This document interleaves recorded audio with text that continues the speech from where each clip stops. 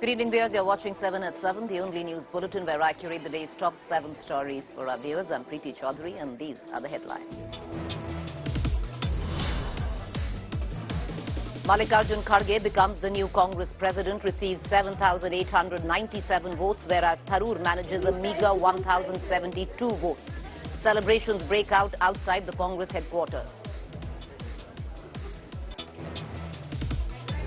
Haryana BJP Netas attend rape convict Dera chief's online Satsang to seek blessings for Panchayat polls. Gurmeet Rahim is out on parole for the third time this year.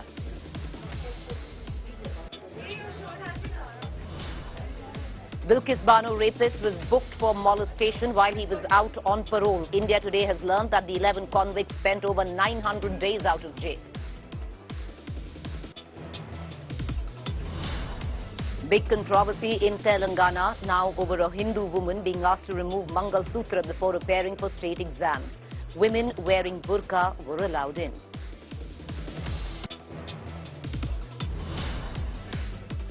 Former Pakistan cricketer Shahid Afridi slams Jai Shah over his No Asia Cup in Pakistan remark. Pakistan board threatens to skip World Cup 2023 in India. China-Pakistan tango to shield terrorist exposed. Beijing puts India and America's proposal to list NET terrorist as a global terrorist on hold.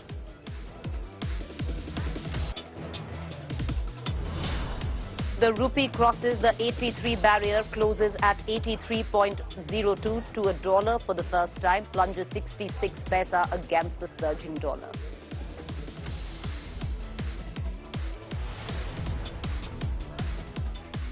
Top story, viewers. One thing that is established right now is that the centre gave permission and approved the premature remission of Bilkis Bano's rapists. The latest also is shocking. More revelations continue to emerge over the release of Bilkis's rapists.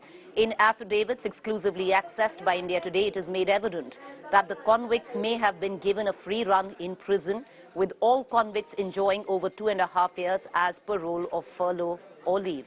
Not just that, one of the convicts by the name of Mitesh Bhatt was also charged with outraging the modesty of a woman while out on parole in the year 2020. At least 10 of the 11 convicts were out in jail for more than 1,000 days, each either on parole, furlough or temporary leave. This comes after the Gujarat government had claimed that the convicts were released for serving 14 years or more in prison. But another shocking revelation has now emerged, as this affidavit shows. Out of the members of the jail advisory panel for the convicts' release, it appears 2 of the members were Gujarat MLAs, while the other 3 were social workers associated with the BJP. This makes 5 out of the 10 members were not jail officials on the board. सुनवाई तो चलेगी, लेकिन जो affidavit दिया गया है गुजरात सरकार की तरफ से, वो निश्चित रूप पर एक सवाल उठता है। उन्होंने कहा कि गृह मंत्रालय की इजाज़त के बाद ही ये सब हुआ है। इसका मतलब directly home minister Amit Shah इसमें इन्वॉल्व है। ये पूरा केस इस बात को साबित करता है कि ये सब कुछ कम्युनल, मोटिवेटेड और पॉलिटिकली मोटिवेटेड है। इसमें न्याय अन्याय की कोई बात नहीं है। All right, viewers, let's get a bigger understanding of what these revelations might actually mean. Joining me is our East Courts correspondent, Nalini, as well as Saurabh Vakhtania, who's going to get us the very latest coming in from Gujarat on how all of that is going on is perceived, especially at the time of an election pending in the next month's time. Nalini, I want to come to you first to make us understand. Number one, for somebody, especially on the charges, the heinous nature of charges that these 11 were charged with, does one get parole as often as they did get? Number 2, and that's the bigger question, Nalini, and that points to a very basic fact. One of the convicts in 2022 has been charged with outraging the modesty of a woman. How is it that then this man can actually get premature remission on charges of gang rape and murder on grounds of good behavior? Preeti, you know what? In this affidavit that has been filed by the Gujarat government, there were two reasons that they had stated as to why all of these 11 convicts were granted remission in the first place. The first reason they had said was because they had completed 14 years in prison. And the second reason they had said is because on account of their good behavior. Now, both of these points have fallen apart through the same annexures in the same affidavit that the Gujarat government has filed before the Supreme Court. Because the minimum number of days that any of these 11 convicts was out on parole was 998. And it goes up to almost 1500 days. So all of these convicts were out on parole for thousands of days during this 14-year tenure. So that falls apart on the point that these 14 years were actually not completed within prison. They were supposed to complete a tenure of 14 years, which obviously wasn't because they were out on parole and furlough so often. The second and the more important point about how they were let out on account of good behavior. Now, one of the basic conditions when you're out, not just on parole, because that's after you've been convicted, but even out on bail on charges, the most primary condition is that you're not supposed to commit any other offense while you're out. And keeping in mind that an FIR was filed against one of these convicts, like you said, Mitesh Bhatt, in June 2020 for outraging the modesty of a woman, the fact that he was charged with not just outraging the modesty, but also criminal intimidation and intentional to cause hurt. Keeping this in mind, how can you say that they were let out on charges of good behavior or on account of good behavior?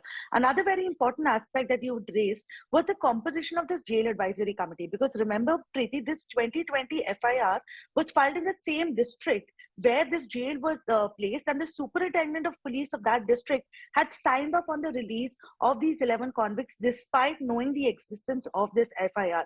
So there is a lot that has been revealed in this Gujarat government affidavit. The hearing on the 29th of November is going to be extremely crucial because even though the Gujarat government seems to have passed the buck on the center, saying that they were the ones who'd approved the release, the whole idea behind releasing these convicts had originated from this jail advisory committee through the Gujarat government, and it remains to be seen exactly who needs to be put in the dock for ensuring that not only these convicts should not have been released, but the fact that they've committed crimes even after being released on parole during their jail tenure.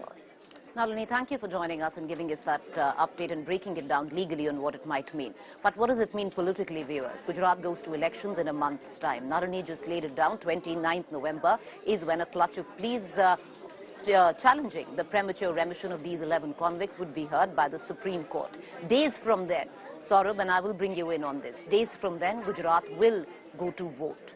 Is there pressure right now, Saurabh, on the Gujarat government to possibly rectify a grave wrong that they did and would seem to have the stamp of approval from the centre?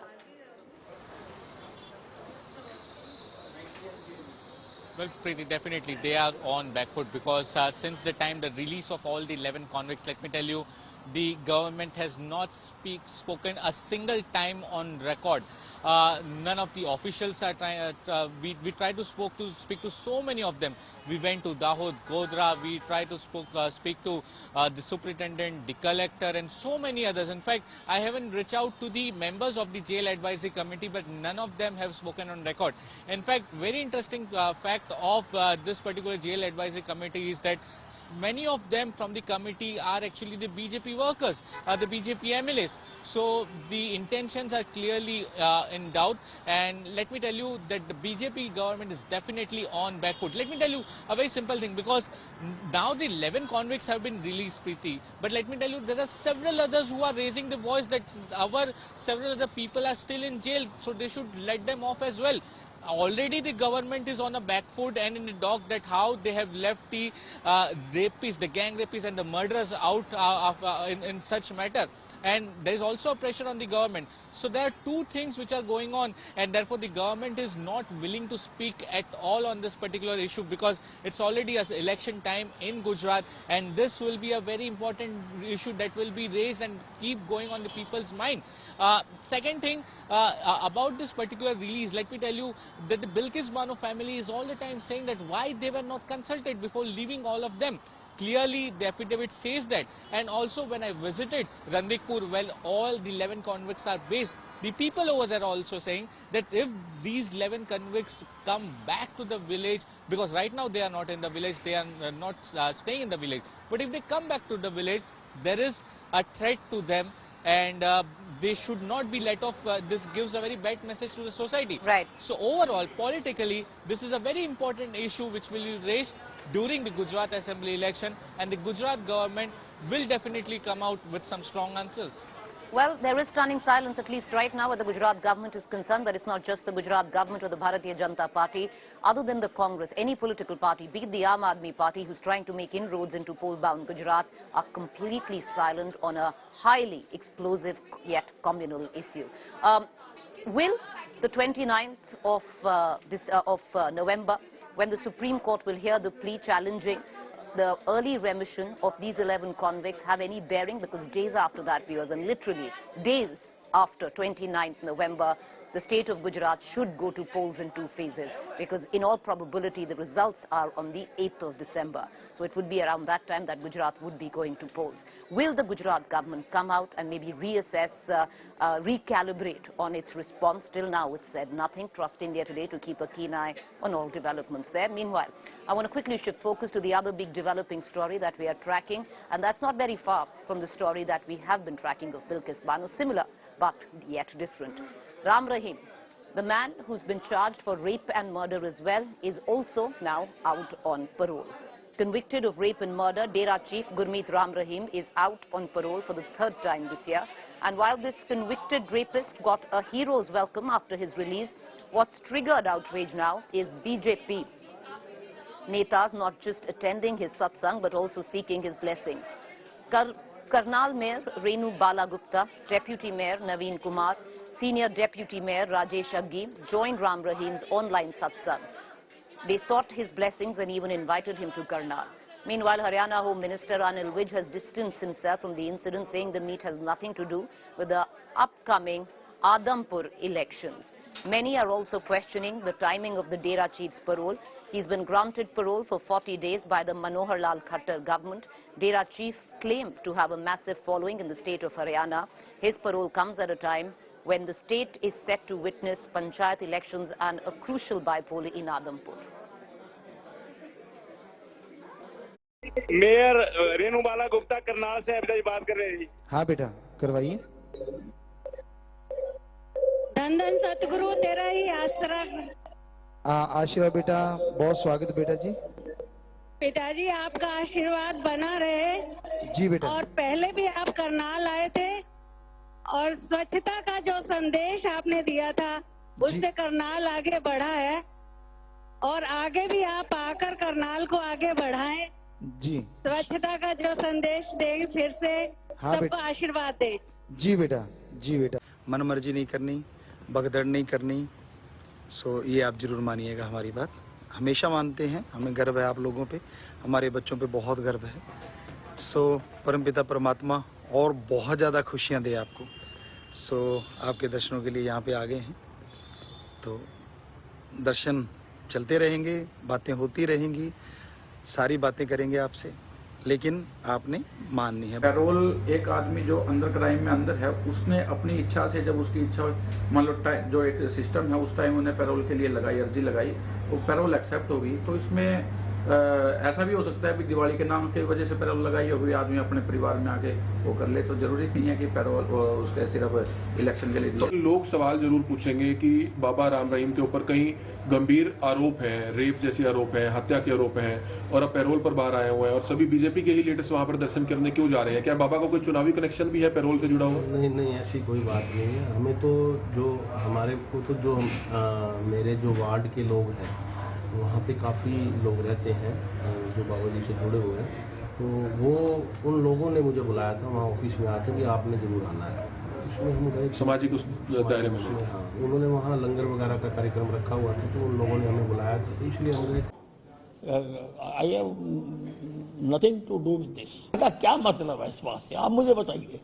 अगर करनाल का कोई व्यक्ति की उसकी बाबा में पहले आस्था रही होगी और अवसर मिल गया, लोगों को मिलने दे रहे हैं और वो भी मिलने चला गया, इसका बताइए आप मेरे को। आदमपुर चुनाव से करनाल के आदमी का क्या ताल्लुक है?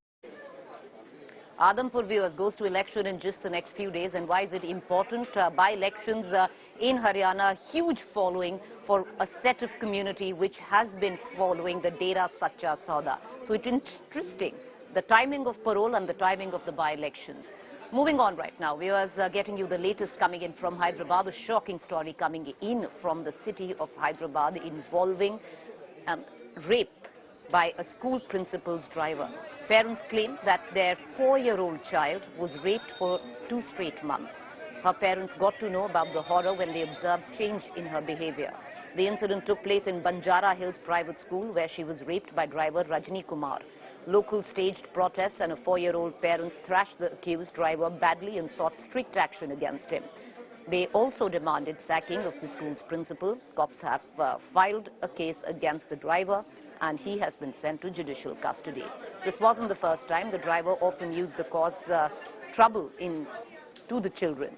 Many kids were already afraid of him.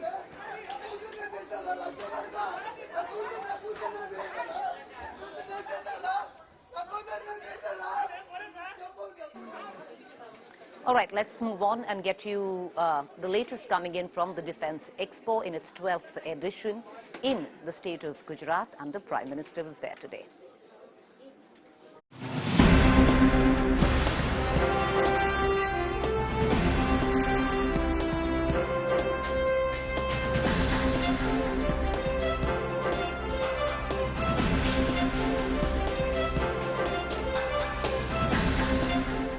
India is all set to get an aerial firewall to shield itself from Pakistani air attacks. Once complete, the Disa Air Base, just 130 kilometers from the Indo-Pak border in North Gujarat, can intercept Pakistani jets taking off from air bases in Jacobabad, foiling any Pakistani misadventure to target Gujarat's $1 trillion industrial complex. इसके निर्माण से गुजरात के आसपास के क्षेत्र में air bases के बीच 355 kilometre की दूरी कम हो जाएगी, जिससे हमारे लड़ाकू विमानों की ऑपरेटिंग रेंज में बढ़ोतरी होगी और लड़ाई के वक्त रिस्पांस टाइम में कमी आएगी. Laying the foundation stone of the airbase today in pole-bound Gujarat's Banaskantha district, Prime Minister Narendra Modi launched a big attack on the Congress-led UPA government, accusing it of stalling the crucial airbase for 14 long years, despite a nod by the Vajpayee government way back in 2000. दिशा अंतर्राष्ट्रीय सीमा से केवल 130 kilometre दूर है. अगर हमारे forces, विशेषकर हमारी वायुसेना दिशा में होगी, तो हम पश्चिमी सीमा पर किसी भी दुस्साहस का और बेहतर ढंग से जवाब दे पाएंगे. Speaking after unveiling India's biggest defence expo, the Prime Minister said India had emerged as a big exporter of military equipment. पिछले 5 वर्षों में हमारा रक्षा निर्यात, हमारा डिफेंस एक्सपोर्ट 8 गुना बढ़ा है दोस्तों. हम दुनिया के 75 से ज्यादा देशों को रक्षा सामग्री और उपकरण एक्सपोर्ट कर रहे हैं, निर्यात कर रहे हैं. The Prime Minister, who announced the 4th list of military weapons in the import curb list, summed up the defence situation by invoking India releasing cheetahs into the wild. यही देश कोई जमाना था जब कबूतर छोड़ा करता था, आज चीता छोड़ने की ताकत रखता है. With Manjeet Negi in Gandhinagar, Bureau Report, India Today. You're watching a fact-check segment where we bust certain claims masquerading to be facts on social media platforms and WhatsApp groups. There's a claim floating about suggesting mass conversion to Buddhism in the city of Jaipur, Rajasthan. Incorrect. This Buddhist event has happened in Pune. No mass conversion held even there.